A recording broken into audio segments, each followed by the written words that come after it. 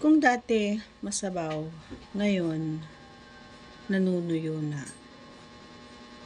Alin nga ba doon yung mas gusto mo? Yan ang ating pag-uusapan ngayong araw na ito. Once again, ayan, so pakibisita po ang ating mga channels. Thank you po sa mga patuloy na sumusuporta po. Ayan, so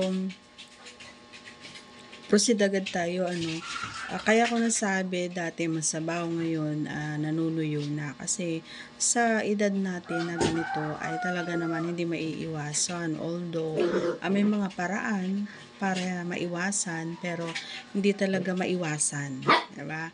Kasi nga nakukuha naman yung mga bagay na ito, lalong-lalo na kung ikaw ay masyadong iniisip, pagod sa trabaho, nai-stress ka, diba, ang daming problema, so talagang hindi mo na maiisip yung ganon, diba? So dati masabaw kasi gawa nga ng wala ka pang wala ka pang experience, kumbaga, so yun pa rin yung parang hinahanap-hanap mo, kumbaga, lalong-lalo na yung mga naka-experience na once, ang ingay ng mga alaga ko, yung naka-try na ng isang beses, so hinahanap-hanap na nila yon, lalong-lalo na yung mga edad na sa mga 18, mga ganyan, basta nasa teens, pero sa mga nasa 40s na, doon masasabi natin. Kaya may mga nag-a-attempt talaga na maghahanap talaga sila ng mas bata kasi masabaw, ganyan. So gusto nila yung ganon.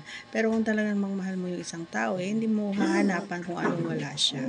So kailangan mong tanggapin na talagang nagkakaedad tayo, at kailangan mong tanggapin na talagang nangyayari yung mga bagay na yun. Pero para sa akin, parehas lang naman na masarap yun, kahit na maganit siya or masabaw sa mga lalaki. Oo. Pero sa mga babae, lalong-lalo na nasa edad na katulad ko, ay hindi na masyadong na-appreciate yung bagay na ganyan.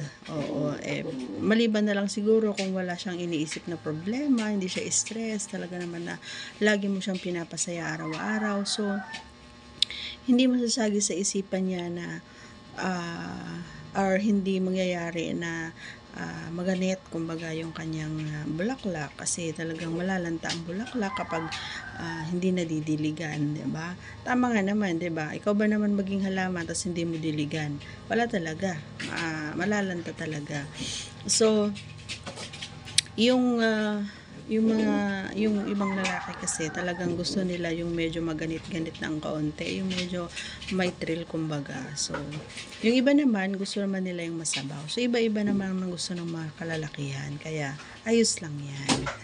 Masarap parehas yan kasi pagkain din yan, diba? So that's all for today's video. Sana naman na ang ingay naman ng mga alaga ko. Ayan. Ayan, tatapusin ko na aking video kasi ang ingay nila. Hindi ko sila pinapalabas, gawa nga ng kaliligo lang. Diba? Kaliligo lang nila, magpuputik kasi sila. Okay, thanks for watching, guys.